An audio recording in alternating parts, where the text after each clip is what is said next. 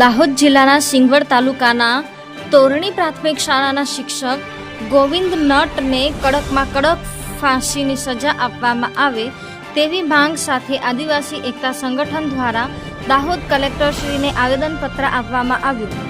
દાહોદ જિલ્લાના તોરણી પ્રાથમિક શાળામાં એક પહેલા ધોરણમાં અભ્યાસ કરતી નાની 6 વર્ષની બાળકી સાથે તોરણી પ્રાથમિક શાળાના શિક્ષક ગોવિંદ નટ દ્વારા નાની બાળકીને શારીરિક શોષણ કરી મોતને ઘાટ ઉતારી શાળાના કમ્પાઉન્ડમાં ફેંકી દેવામાં આવી હતી, જેથી દાહોદ જિલ્લામાં લોકોમાં ભારે આક્રોશ ફેલાઈ રહ્યો છે।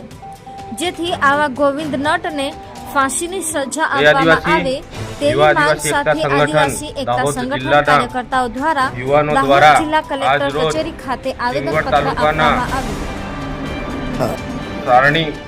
તોરણી મુકામે પ્રાથમિક શાળાના આચાર્ય ગોવિંદ નટ દ્વારા એક 6 વર્ષની બાળકીની હત્યા કરી દેવામાં આવી હતી।